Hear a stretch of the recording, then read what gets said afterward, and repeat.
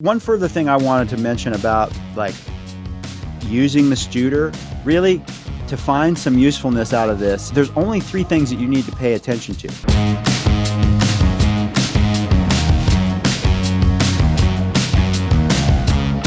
Using the tape emulation means you have to use a lot less dynamic control and a lot less saturation emulation. The Studer, the ATR, very familiar, made lots of records on those machines. And I spent years as an assistant setting them up and aligning them and tweaking them. You don't have to know how to use a tape machine the way that I know how to use a tape machine for it to be an effective tool for you. It's right there in the session, available to you. Find the sound that you like. You don't have to understand why you like it. It's just that's the thing that's beautiful about this whole pursuit is this what if it sounds good, it is good. Listen to the difference in the drum vibe when I turn off the Studer and the ATR machine that they're going into.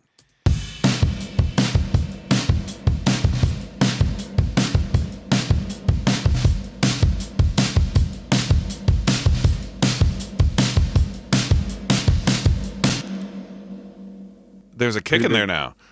Yeah. It makes things sound punchier, more glued together, more saturation. It brings out some of the ambient detail in a different way. One further thing I wanted to mention about using the Studer, if you go back to that GUI of the expanded, really to find some usefulness out of this, there's only three things that you need to pay attention to.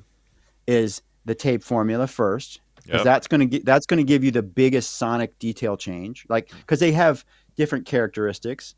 And then once you you play with the tape speed, because that's kind of almost like the sample rate. That's the resolution. Yep. And then the elevation or the level is how hot the signal is being printed onto the tape, which gives you your saturation. So it's like the formula is basically your sonic EQ curve.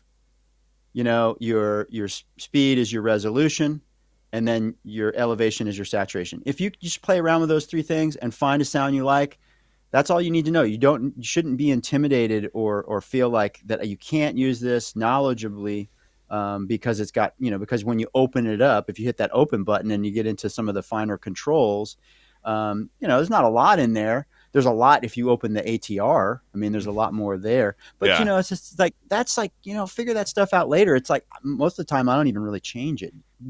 If I open that up and adjust something, I'm typically playing with the high frequency playback or the bias. Yeah. And it's just like a small little tweak. But, so I just wanted to make that point that really it's just those three things. And that's how you should think about those three things is EQ curve, resolution, saturation.